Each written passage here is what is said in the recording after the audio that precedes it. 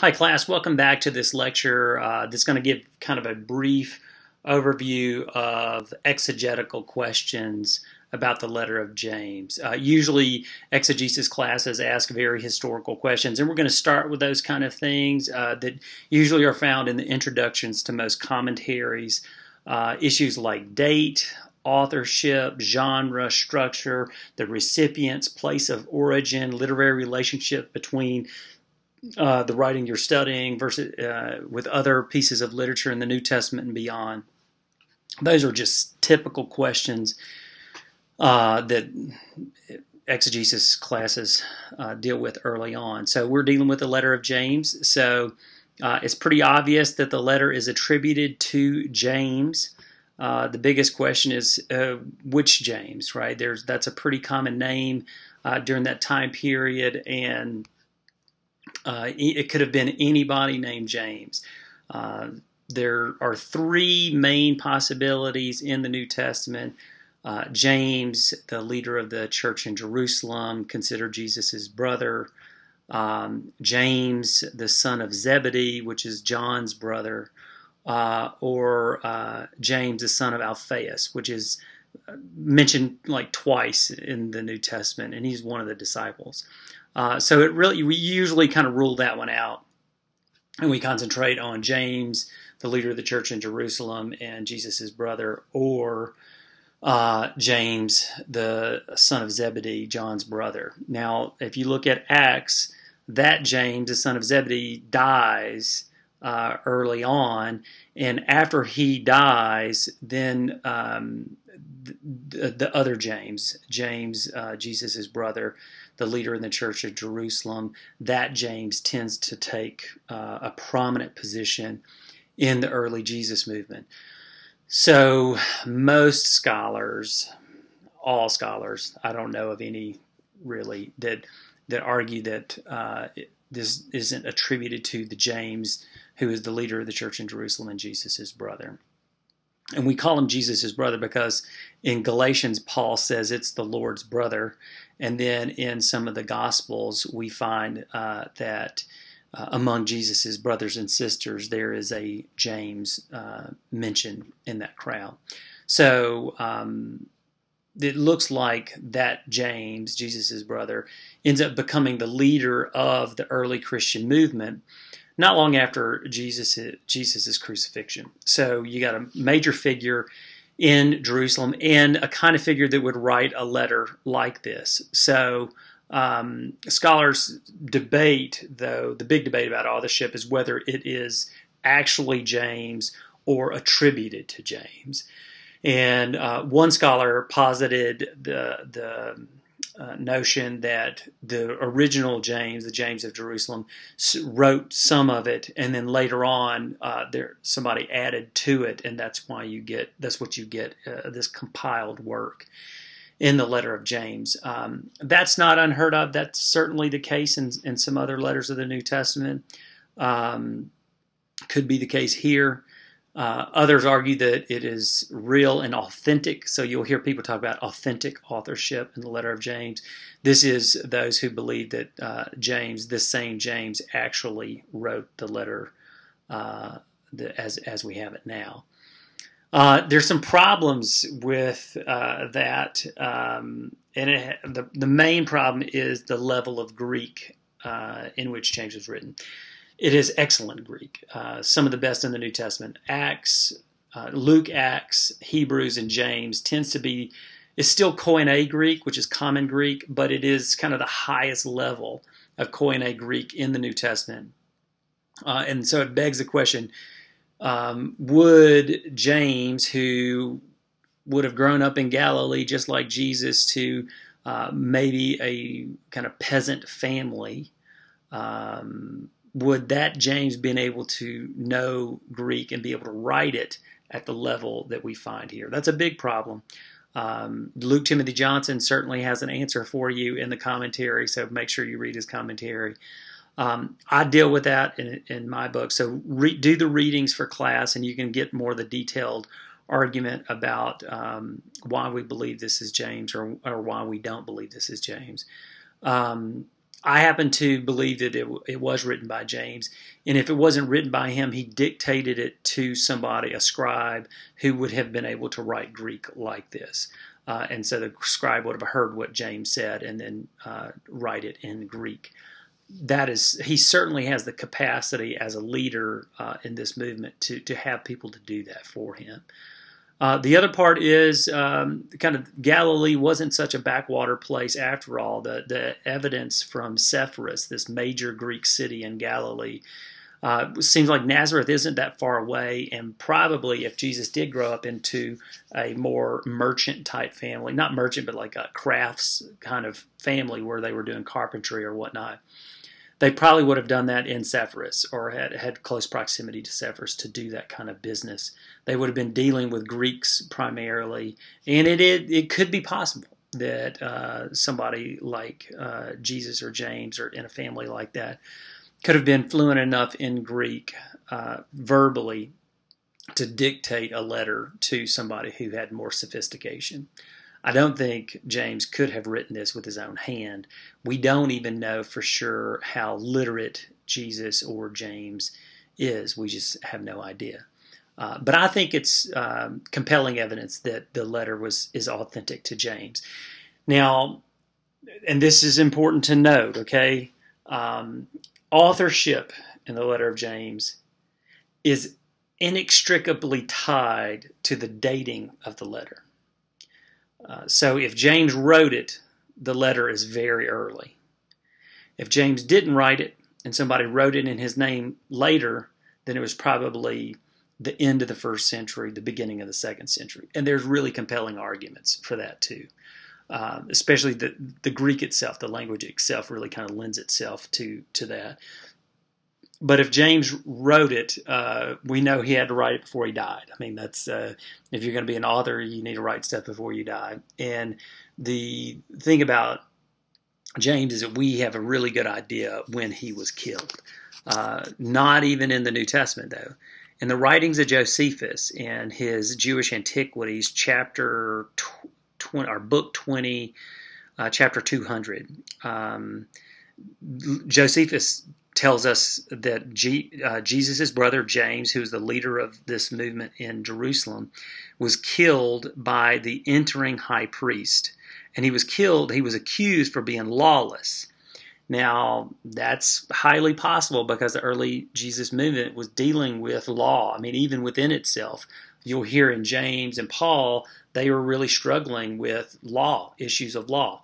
So it could be infinitely possible that the whole Jesus movement was looked at as people who were against the law or disregarded the law of Moses, this emerging Jewish sect that didn't pay homage enough to the law of Moses or the Torah. So that's highly likely. Now, that high priest was a guy named Albinus.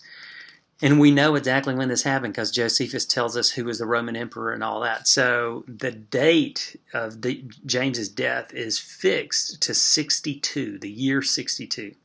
So if this letter is authentic to James, it has to be written before 62, before he died. If it's not written by him and later, it could be anywhere, most likely into the first century. But it has to be before 62. And we know that Paul wrote Galatians as early as the late 40s. And Paul writes about James in Galatians chapter 2. And he talks about going to Jerusalem at least twice and delivering his gospel to James and the other leaders in Jerusalem to make sure he wasn't preaching in vain, specifically related to the incorporation of Gentiles into the Jesus movement. The big question was, do they need to be circumcised or not? And there's contention between James and Paul about this issue, and Paul deals with it in Galatians. So we know that there's a debate within early Christianity about this, according to Paul's letter. Now, is James responding to Paul's writings, or has James heard Paul's gospel and responding at some level to Paul's the verbal the gospel that he had heard about. Well, we don't know. But if it's around the same times as Galatians, James, the letter would have been written, if it was written by James, somewhere between the mid-40s to the year 62. So that's the kind of work you have to do to figure out like when these things were written. I think it's authentic, therefore it's early. It's written by James, therefore it's before 62. Other scholars will, you will read, other scholars will think it's not written by James and therefore written much later in the first century. But it's important to know that authorship and date in the letter of James are really tied together. So pay real close attention to that. Every James scholar that I know of talks about this deep connection. The other question is like, what is it? What is the letter itself? Well, from the very beginning, it starts off with James, the brother of our Lord, not the brother of our Lord, a servant of Jesus Christ and of God. So it starts off like a letter. So whether it's a real letter or not, it's certainly because of the salutation at the beginning. It is absolutely meant to be a letter. Whether it functions as a letter or not is a debate within scholarship, but it certainly has an author. It has an addressee. The addressee is the 12 tribes of the 12 tribes of Judah or Israel, 12 tribes of the dispersion, 12 tribes of the diaspora, which is problematic too. But it gives us people who are supposed to receive the letter, and it has the person who sent the letter. So based on that alone, we know that this is supposed to function like a letter. And I think it is a letter. I think the structure lends itself to it. But it's not just a simple letter like what Paul wrote. It's a little bit more than that, mainly because there are more imperatives per verse in James than any other letter in the New Testament. Therefore, this is a pretty forceful letter. And James gives basically no information about himself. He assumes his authority the way he writes. There's so many commands of do this and do this and do this in the letter of James that you can tell this person speaks from a place of authority, an assumed authority on the part of the author. And I think that's even more evidence that this is actually James, who was the leader of the Church of Jerusalem. Most letters of the New Testament and other early Christian letters that we have that were written later and were written in the name of an earlier disciple like Paul. At the very beginning, they really kind of lay out, my name is Paul, I'm this, and it gives a long definition of all the things that Paul's about, and then goes into the letter. That's because they're trying to establish credibility, because they're really not they're not Paul. And here, I think the assumed authority that the author has is evidence that this is written by somebody who has a lot of power, like somebody that could be the leader of the Jesus movement. So the genre is a letter, and it's not just a letter. It's written to the 12 tribes of the diaspora, which indicates it's not coming in, it seems that this letter wasn't written in the diaspora to the diaspora. If you work backwards, it looks like this is written to the diaspora from James, who is in Jerusalem. And there is a genre called letters to the diaspora that were written by high priests and people of authority in the Jewish faith during this time period. And they would write to Jews in the diaspora, giving them advice and edicts and telling them when their taxes were due and things like that. The letter of James is a letter like that. It functions like that, giving instructions to Judeans living outside of Judea, to this diaspora. So the genre looks like it's a letter from a genre standpoint, but the subgenre would be a letter to the diaspora. In German, it's Diasporabriefe, but you don't need to know that. But if you see, I think it's in my book. So Diasporabriefe is the German word of saying a letter to the diaspora. So that's the subgenre. I think there's a strong structure in the letter of James, and this is debated. Martin Debelius, this kind of German biblical scholar from decades ago, wrote what was the hallmark commentary on the letter of James for a very long time. I think probably until Luke Timothy Johnson's commentary that you have. And Debelius believed there wasn't any structure to the letter of James. It was just a bunch of teachings put together. He thought it was late. He didn't think it was authentic to James. You'll see in my stuff that I think there is a strong structure to it. Luke Timothy Johnson, although we disagree on a lot of things, we agree about authorship, date, and structure. And the way we read the letter, the structure is pretty close together. Margaret's Amers is the same way. I think most of the writings that you have will divide the letter up into clear segments. Chapter 1, verse 1 is very important. It kind of gives you an idea of what you're going to read. The rest of chapter 1, from chapter 1, verse 2 to chapter 1, verse 27, it's like a double table of contents. And we'll talk about that a little bit later when we get into the book itself. But it's like two layers of a table of contents in the letter of James. And then in chapter 2, verse 1, you get the beginning of the body of the letter. And the body of the letter in James goes from chapter 2, verse 1 through chapter 5, verse 6. That's the main body. Chapter 5, verse 7 through 20 is basically the way James concludes his letter. And it's an awkward conclusion. It doesn't follow normal patterns of the way letters are closed, which is some of the reasons why people argue that this wasn't a letter. It's just a compilation of teachings that weren't necessarily related to each other.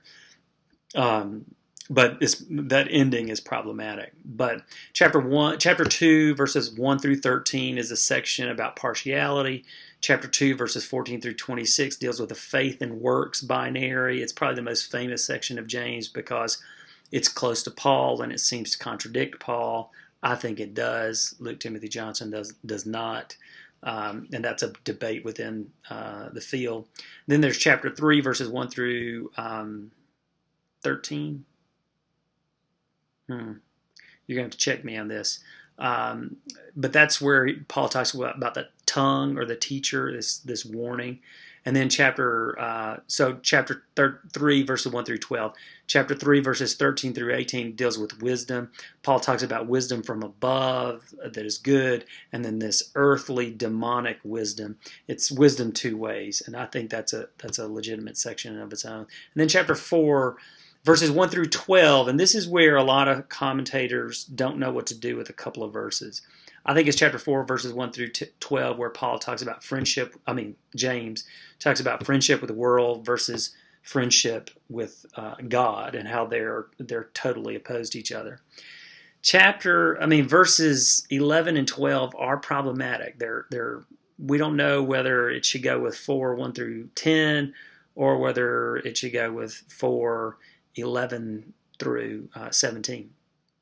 I think it makes more sense to put it with 4, 1 through 10 as a concluding verses, but those are problematic. So even when people who do, like me, who do believe there's a strong structure, it still doesn't fit exactly right all the time. And then chapter 4, verses 13 through 18, James takes on traveling merchants. I think traveling itinerant ministers. I think he's talking about Paul in that section. And then chapter 5, verses 1 through 6 is the condemnation of the wealthy, specifically landowners who hold out their wages from their laborers. So I think that's how the book is structured, and it's pretty clear. So you can read it yourself and tell me what you think, if that structure's strong or not. The recipients, like I said earlier, going all the way back to chapter 1, verse 1, it says that he's writing this to the 12 tribes of the diaspora. 12 tribes is problematic because the tribal system hadn't existed in centuries when this letter was written. Diaspora is clear. Those are Judeans who don't live in Judea anymore. are Jews who don't live in the Holy Land. They have been dispersed.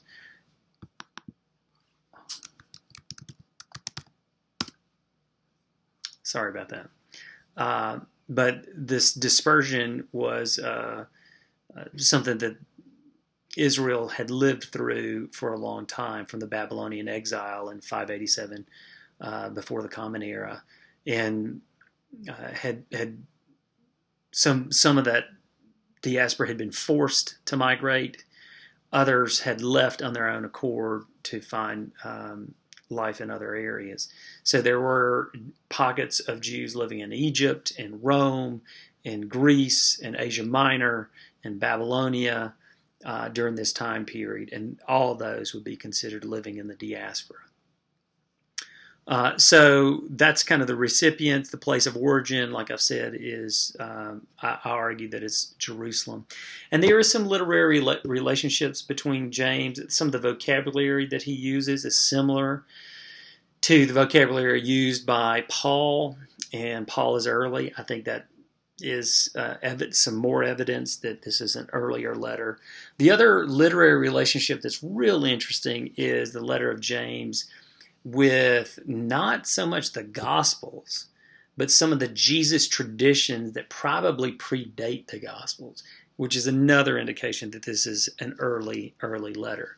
So there are some really close parallels in the letter of James with the Gospel of Matthew, but it's not with the Gospel of Matthew. It's probably with the tradition that the Gospel of Matthew used when Matthew was writing his Gospel. So that's more evidence that it's early. So there is a literary relationship between the letter of James and the Gospel of Matthew and some of Paul's writings. So those are some of the historical questions we ask during exegesis classes, like where did it come from, who wrote it, who received it, when did they write it, from where was it sent, what's the structure, what's the genre. Those are the questions that we begin with in a historical study or an exegetical class on the letter of James.